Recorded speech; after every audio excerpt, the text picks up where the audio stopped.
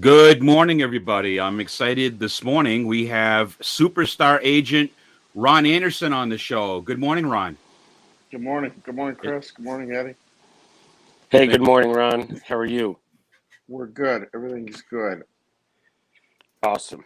So, I'm super excited. We completed the first week of Saratoga Meet, and having you on board and having Joel as the leading jockey so far, and in wins and money earned, had to be a special week for both you and Joel and the whole team, right? Well, especially up here, like I tell everybody, this is not like any other time of the year.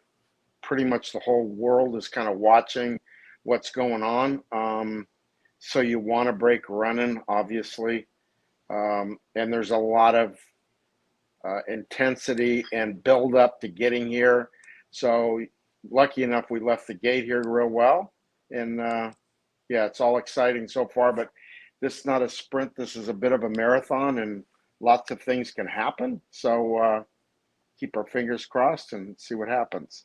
Oh yeah, absolutely. I remember. I've known Joel for got to know him for a while ago. Probably first time I met him was down at Gulfstream. I want to say maybe 12, 15 years ago, something like that. And every day, here up here at Saratoga, he walks into the paddock and.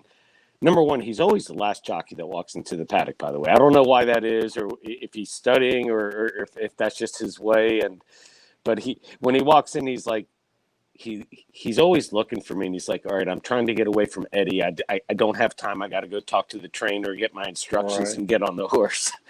So but yeah, I've been there every day. It was a I don't want to say it was a rough go, but it's Saratoga. He didn't get a win the first day, but since then he's been off and running, and obviously you also have Johnny V. So talk about your history with Joel, because you've been together with him for quite a long time, and I believe you just got Johnny.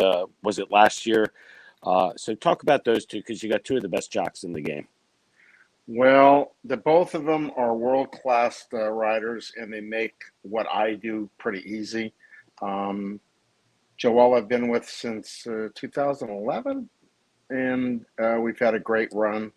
Um, he's just different. Um, I think everybody knows who I've worked for between Garrett, Jerry Bailey, Gary Stevens, Chris Antley. I mean, I've had an awfully good run with some awfully talented people, but I'm just going to talk about Joel's, not only his ability, but his demeanor is just different. I mean, I've had people that hold ropes for 20, 30 years uh, that come to me and say, yeah, that Jock Joel, he's my favorite rider. Well, thank you very much. I mean, my favorite rider, jockey ever. Really? He's the type of kid I tell people, if you're in his presence at all, you can't help but root for him when you walk away. He's just, even the other riders, I think when they can't win, they root for Joel, and that's a pretty special position to be in when you're competing with somebody every day. And then his abilities and his way with he's got, I call him magical hands. He's got a way of horses that want to pull or tug, which are really difficult to ride. He just has a way to get them to kind of come back to him, and it's a gift. It has nothing to do with ability. It's a gift.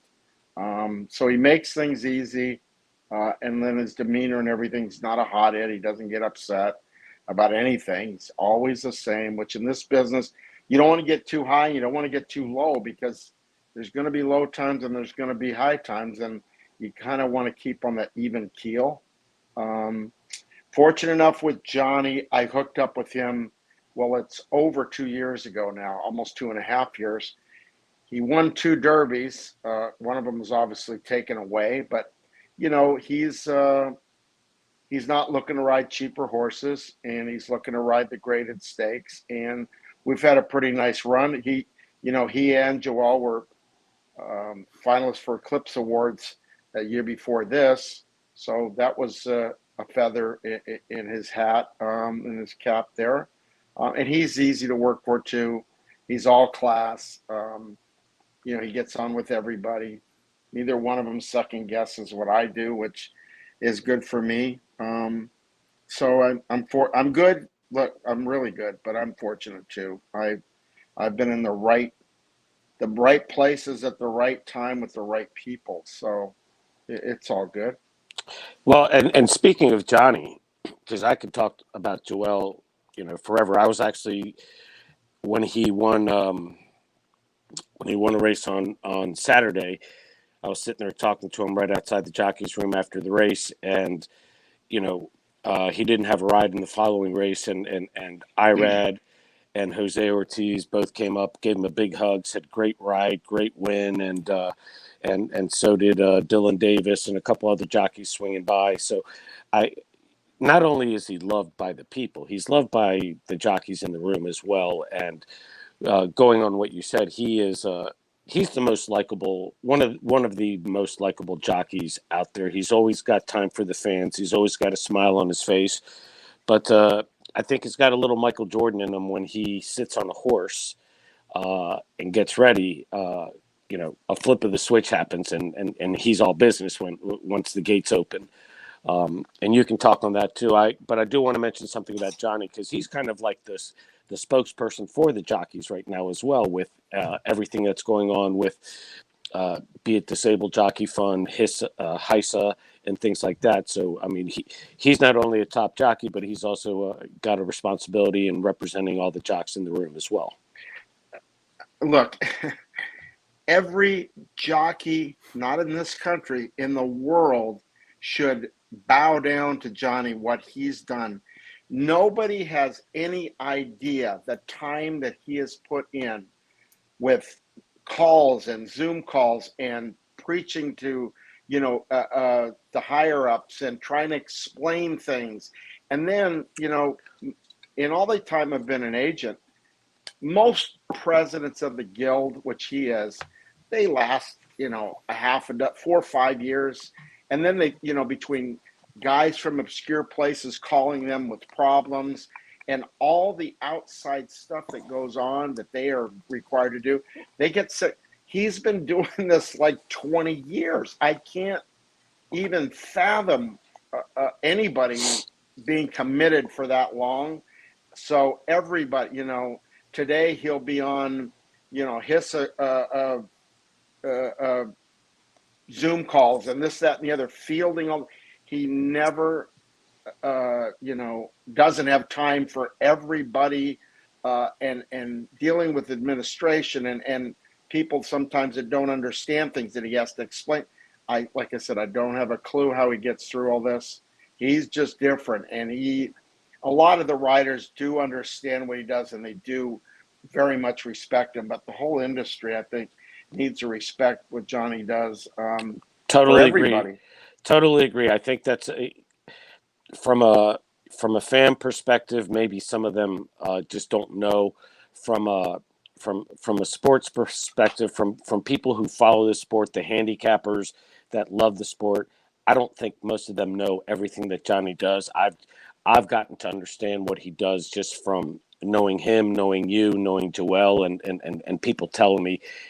And like you, I don't know how he does it. I really don't. There's only 24 hours in the day, and he's up early and he goes to sleep late, and I just don't know how he does it.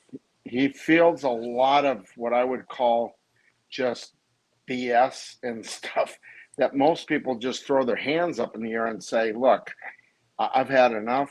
But he's in there. He's in there for the long haul, and he's in there for the right reasons, to help the disabled jocks, to, promote this and that, and to explain to the people that don't understand exactly different things and aspects of the game and the what would you say, rules and regulations and policies. He's different now. I don't know how, like I said, like you said, I don't know how he does it. I really don't. I got two quick questions for you, and then I'm going to turn it over to Chris, because I know he's got some interesting questions he'd like to ask you. But first off, I have difficult time explaining to people. I grew up playing all sports. I played baseball at a high level, played football up until high school, and was a professional golfer, more of a club professional. I will tell you that jockeys are the most underappreciated athletes. People don't understand how strenuous it is and what talent it is to do that. And I say that because, and you see this on Twitter, Ron, all the time, I'm sure. People criticize jockeys' rides, and it's some of it's because they lost a race or whatever. I've been on the back of a horse. I did for a very short period of time. I learned how to exercise ride a horse with a trainer called Michael Pino because I grew up in Maryland, and I was doing it with him at Laurel and Bowie for like maybe 6 months. And that's the hardest thing I've ever done in my life, riding a thoroughbred at that high speed, controlling them. And now I couldn't even imagine how to do it in a race. Explain to the people how great athletes jockeys are. Well, here I have two stories about what you've just gone over. Dr. Robert Curlin, if anybody's from California, they're probably familiar with Curlin Job Medical. Dr. Curlin was a great friend of all of ours in California back in the day. And he once was quoted as saying, now let's see if people can understand. He worked on hockey players, golfers, baseball, football, any athlete on the planet he and his team worked on.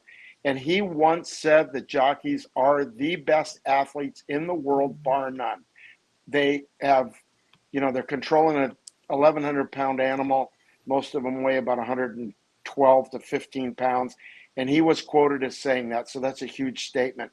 Secondly, when you started in with jockeys and criticizing, I was fortunate enough to work for somebody named Fernando Toro, which people from California might be familiar with from years past. If I'm ever considered good, it's probably with my tutelage with him. He told me when I first went to work for him, jockeys get way more credit when they win than they should, and way more blame when they get beat. So you have to keep the better riders, the more elite riders anywhere, they make less mistakes, but they all make mistakes. It's not an exact science. And, leading back to what you said, it's difficult just to ride one, let alone think through the process of a race, where to go, where not to go, when to move, when not to move. There's just so many intricacies of being a jockey. It's mind-boggling. And these guys are world class. The riders in New York right now, I'm going to put them very much in the class, the same sentence as the riders of the 80s and 90s in California, where you had Lafitte, Pink Eye Jr. Yeah, his son does the show on Fox now. But, Sandy Hawley and Fernando Toro, who I was for, Chris McCarron, Eddie Delahousse, Gary Stevens, who I represented from 90 to 2000. This was some crazy talented colony. And I'm going to put them right in the same category as them. These kids here, they're Pratt came in. He's a world-class rider. We've got the Ortiz kids, Luis Saez. This is a talented bunch of people, and fortunate enough, we get to work and watch them every day. Yeah, it's Saratoga's special. You do have the world-class jockeys here, and I love that you went back to the 80s of the great California jockeys, and you can even throw some of the jocks over on the East Coast. You could throw in Angel Cordero. You could throw in Kent DeSormo, who is maybe as talented as I've ever seen, and Stevie Cawthon, who I thought is easily one of the greatest of all times because he won here and then he went over to Europe and won there. But I'll tell you what, I do have one other question, but I'm going to turn it over to Chris because I can ask my question later. Ron, I wanted to ask, and actually that was one of the questions I was just going to ask you, is like, where does this era stand right now in the 2020s compared to, I mean, you've seen many decades of jockeys, but do you think this one is right up there?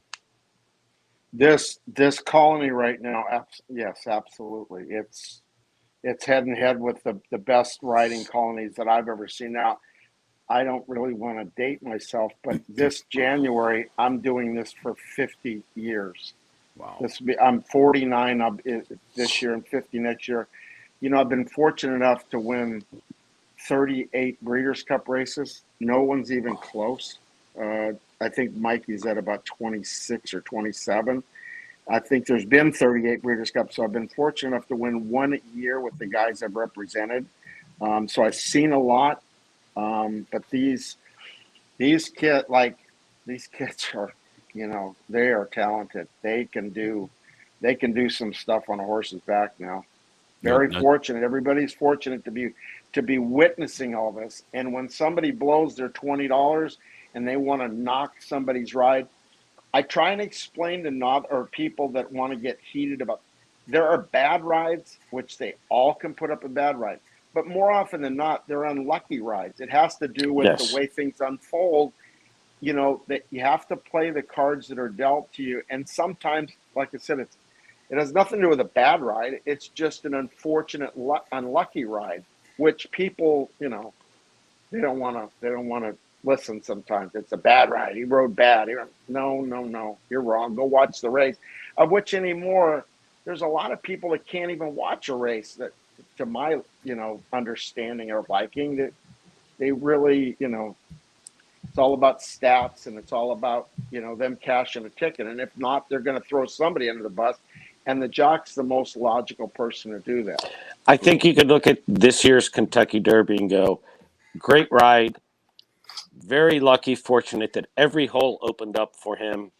And instead of criticizing other jockeys, why not just praise the jockey that just won on a fantastic ride? You have to have a little bit of luck on your side, but let's not blame some other jockey who you thought should have won the race. You know, Joel rode $1 million race, and you know Yeah, the other person was Pratt.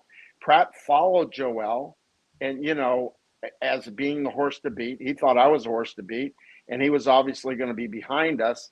They both rode, you know, spectacular races, yeah. and they both got outrun. There's no two ways about it.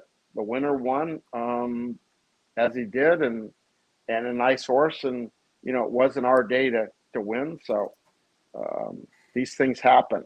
It's that, horse racing. Ron, I wanted to ask. So, you know, obviously, dark days are Monday and Tuesdays. I have a feeling that that's not a day off for you. I have a feeling your phone probably rings more those days than what does an average day look like for you? Like, what happens? When does the phone start ringing off the hook? Well, you know, the Texas, you know, the whole game's changed obviously since I first started, especially since the pandemic, because we don't physically have to be anywhere. You know, some part of the year I spend in Florida, and nobody knows where I am, and they don't care where I am. You know, they text and call. So the average day starts, you know, around 6 with guys starting to text. Are you open here? Are you open there? Can Johnny work one, you know, tomorrow, or Joel work one on Wednesday? Like I got texts this morning about work situations for the rest of the week. Then the new book's out last night, so I'm trying to take. I have a printout of the stuff that both of them have been writing, so I try and plot that in the book, which I call as hands-on stuff, and then I have to field other guys asking about races where I might have something else, trying to weigh which one's better. Because at the end of the day, I got to ride the best horse, usually.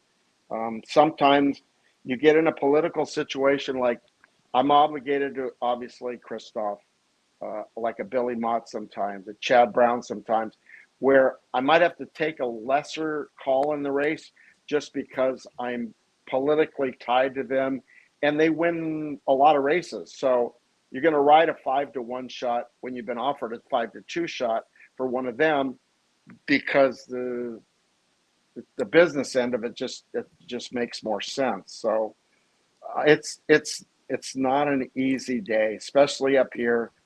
run around in the morning. We all have golf carts. I generally get back here 11-ish after leaving at 7-ish.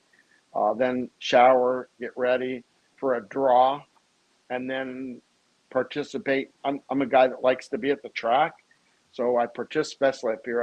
I participate in the races all day, visit with the jocks at least once, sometimes a couple times, just for some quick input with, just they're not telling me, like, you better ride this one back.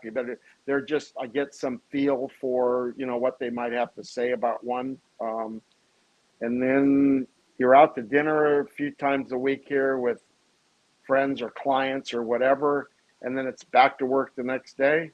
So there's not really any days off up here. Like, I'm visiting with you guys now. As soon as I get off here, I'm doing the next condition book, which starts on the 4th or whatever it is. So it's nonstop. It's nonstop. And you know Hey. what? It's a good nonstop, because if they're not pursuing you, then you're in trouble. You don't have any action. So Ron, good. let me ask you this and this is coming from me as a handicapper standpoint, where I'll be looking at a race and I'll see, well, hey, Joel's ridden this horse a few times, Johnny's ridden this horse a few times, or Flavian's ridden this horse a few times, and now they're listed on another horse. So I'm sure there's some loyalty and politics involved in that, but I'd love to hear your explanation of what goes into when a jockey, is it a trainer decision? Is it a jockey decision? Is it an agent owner decision? There's got to be something there that There's all kinds of dynamics involved with these decisions. All I can tell you from my own end, I don't know what anybody else does. Like I said that all the time. I see decisions and things being done, and I think, what went into this? This doesn't even make sense. But from my end, let's say 9 out of 10 times, I'm trying to ride the best horse, especially up here. That's the hard part of being an agent, which I'm. First off, you got to answer the guy that's signing your check. So Johnny or Joel, I have to answer to them.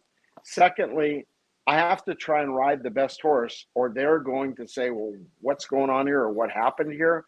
So you got to try and ride the best horse. Then this is the trickiest part of all. Sometimes you're offered 2 or 3 or 4 horses in one race. Well, the guys that you don't ride for, you got to keep them happy. So the next time they have a live horse, they want to come back and ask you again. That's the tricky part, especially the guys that I've had, because, these guys, 2, 3, 4 horses in one race, sometimes I've been asked. Jerry Bailey, the same. Gary Stevens, the same. Chris Antley, Garrett Gomez. They're high-profile riders. Then, you want to be in the right, sometimes, state when you're, like Joel's going to the Monmouth Park on Saturday to ride Gufo and Safi Joseph's colt in the Haskell. Now, was I giving up too much in New York with him to go there? No. And I actually got Johnny on a couple of them because he's going to be at such a. There's a lot of things going on. The other day, Joel just got beat on a horse that I expected to ride back. The trainer had a different idea. The owner had a different idea. I figured out which one was which, but I ended up on a Chad Brown horse that won the race. So, it all works out in the long run, but there's no blueprint here to what we do or what I do. I can't sit you down or, Davis down, or you guys are familiar with, or his mother, Nancy. I couldn't explain to you how to do what I do. It's kind of trial and error. And like I say, you might say one thing to one trainer and he might be fighting mad at you. You might say the same thing to somebody else. They're fine with it. So you got to know the intricacies of the personalities, when to approach people, when not to approach people, what you can say, what you can't say. So like I said, I've done this a long time, and it takes a long time to figure it all out. Politics. By the way, I told Chris this morning, I go, hey, I'm going to call Davis and try to get him on, because what Davis is doing really, really interests me. You need to. Oh, well, we're going to have This Davis is on. We are going to get something now. Davis on here because what he's doing. And by the way, I didn't meet Davis until last year, and like I consider him a friend now. He and I hit it off right away. He's such a great kid.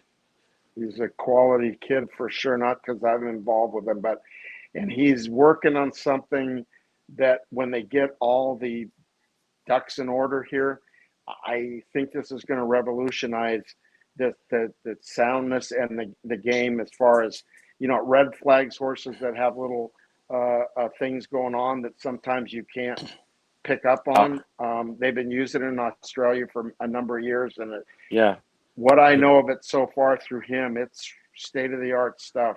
Really, he's really blown me something. away. He's blown me away with what he's told me about it, and I know that he was. I guess he was hopeful of getting to Australia after Saratoga last year, or by the end of the year, or even this year. But what he's told me, what he's doing is. And Chris doesn't know that I just briefly told him a little bit about it, and we'll get into it. We'll have Davis on because I think that'll You need to blow some pursue all people's this. minds. You need to Very pursue all this because it's so progressive. It's so, fresh. It's so new. And it's so beneficial to the entire industry, not just the owners and the trainers and stuff, but the fans. In theory, at some point, you're never going to see a horse get injured on the racetrack because all the little things that can go on before they get in the gate are all going to be red flagged, and it's very exciting, just the spot, the parts that I know about it.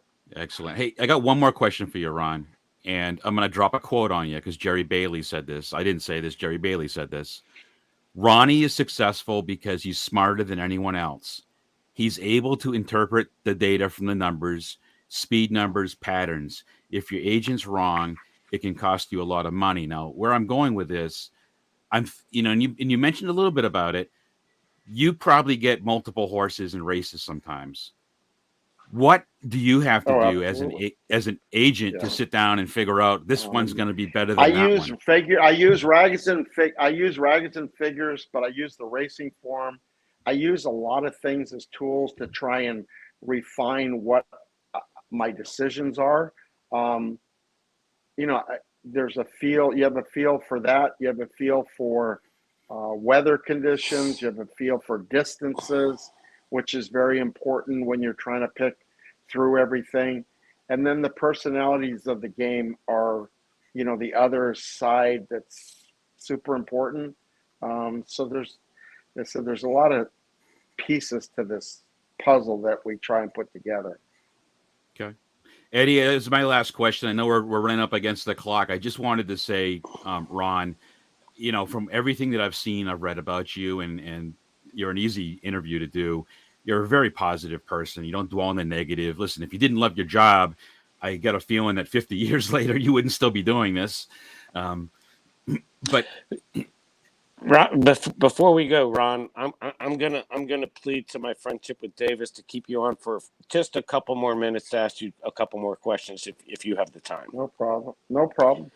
All right. So I don't know the exact rules behind this, but as an agent, I believe you're not allowed in the paddock or the winner's circle. And why is that? If I'm correct in asking that. Well, the paddock is something um, that has to do with, I think, claiming or fingering horse for whatever reason. The winner's circle, actually, they've eased a lot of that the last few years, but I still probably haven't been in 20 win pictures, 25 win pictures in my entire life, because I don't think it's a place for me. I honestly think the winner's circle is for the immediates, and I don't feel them. Even though I'm connected to the jockey, I don't feel like I belong there. Um, but the paddock is more of a restriction because they don't want guys down there, including me, looking at horses' legs and marking legs and this, that, and the other thing, which, it's okay. I don't want to be there anyway. It's kind of a tense time. The owners are there. They're kind of awkwardly being introduced to the jockey. The jockey's getting ready to get on a horse. I never bother Joel or Johnny as they're going to the paddock because they did their homework. They're trying to focus in on what they're doing. they got to go through this. Here's this owner and this owner's friend, and they're still trying to focus on, is the three going to break inside of me, or am I going to get shuffled back? Jerry Bailey was probably the best rider that I had for making 2 or 3 ideas or plans in his head before he came to the paddock. If that one breaks and this one doesn't, I'm going to do this. If they don't break and I go, I'm going to do this. He was a master at being in the right place because he studied so well and he knew the tendencies of all the other riders. This jock will move there. This jock's not the same as that one out of the gate. So, as far as the winner's circle, like I said, they've eased all that. Well, Ron, you don't have to worry about bothering Johnny V or Joel going to the paddock.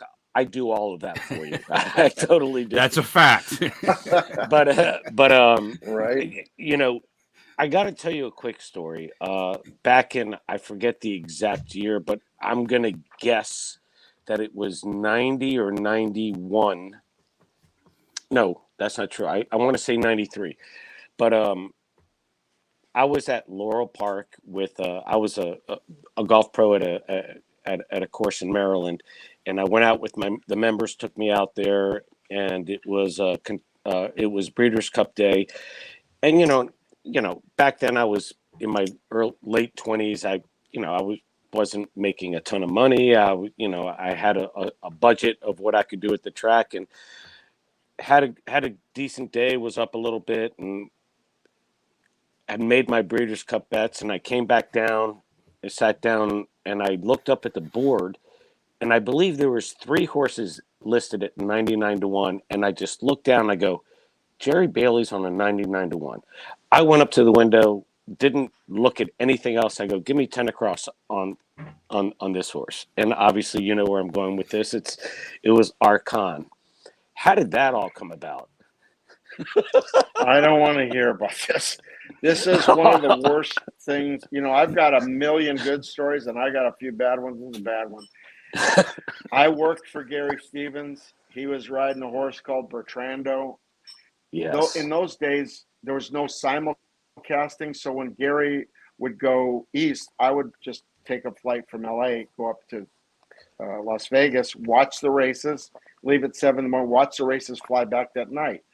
Well, Bertrando's running in the Jockey Club Gold Cup. He's 6-5 in muddy track, which he loved the mud. He's 6-5, and I walk over and I look at the futures, and they got Bertrando at 10-1 for the Breeders' Cup Classic.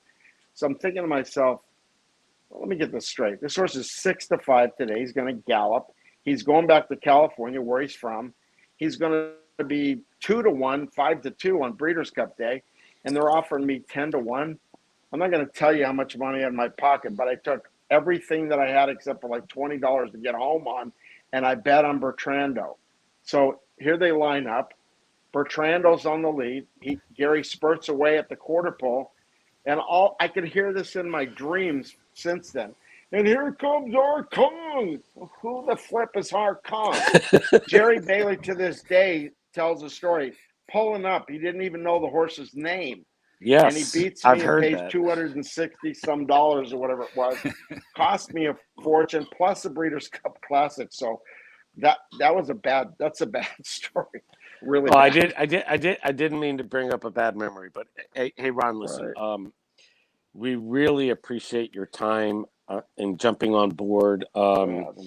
As Chris said at the beginning, we could talk to you for an hour and a half, 2 hours. Maybe we'll have you on again. But best of luck with the meet. I root for Joel every race. Everybody on Twitter for sure knows that. But not just because of the friendship, but he's a great jock. And obviously, Johnny V, you got 2 Hall of Fame jockeys. So wish you the best of luck with everything. Thank you so much for your time. Chris, go ahead and wrap it up. Yeah, thanks, Ron. Eddie. Thanks. Ron, thank you so much. And I just, you're a fan of the game first, and that's what I really love about you and what you do and your passion and, learning more about you. But thank you for your time today. You're an awesome interview, and I enjoy listening to every second of all your information. Thanks for having me, guys. Take And care. make We'll sure see you you tell out there. make sure you tell Davis that we want him on, and Perfect. we have to. He has to tell his story because it's so good. It's fascinating, Awesome. and I hope you guys can hook up real quick. We will Thank for you. sure. Thanks Thank again, you, Ron. guys. Thanks, Appreciate guys. you. Thanks a lot. Have a good day.